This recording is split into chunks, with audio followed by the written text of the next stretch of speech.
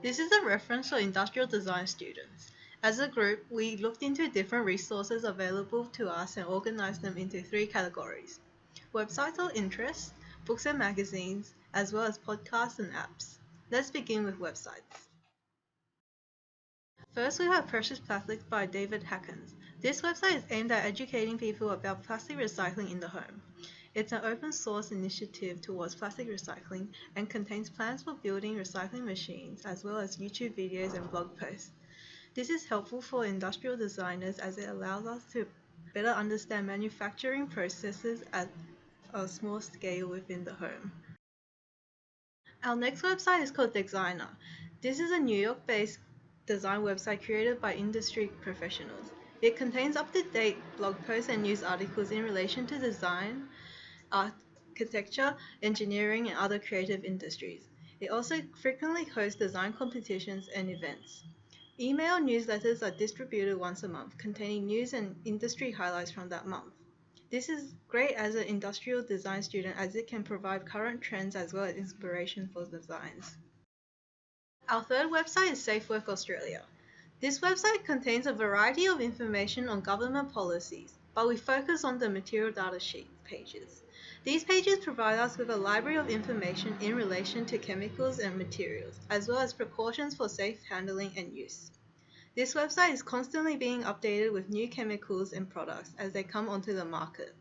As students and future industrial designers, we need to be aware of the chemicals and materials we use and how to safely handle and dispose of them without causing harm to ourselves or anyone else. Next, we looked at books and magazines. First, we looked at the Basic Book series by ABA Publishing. The Product Design series was published in 2008 and written by David Branston.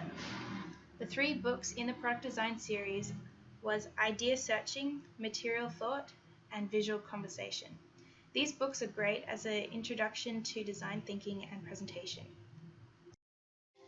Our second reference is for Indesign Magazine Australia. Published by Indesign Media, this quarterly published magazine provides an insight into the Australian design industry as well as international news, providing articles, references, and industry insights that as designers we can use as a source of inspiration on current trends and directions.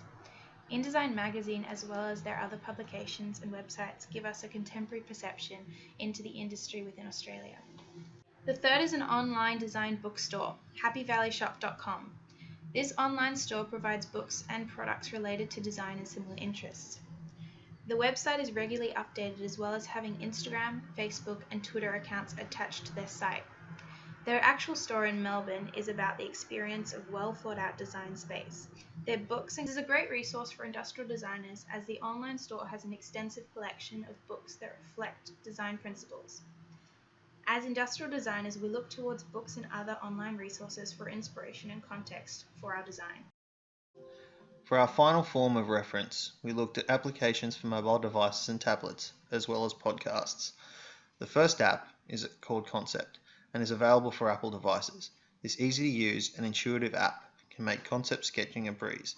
It has a large palette of colors, customizable objects, and other features, allowing for designers to create polished sketches in no time.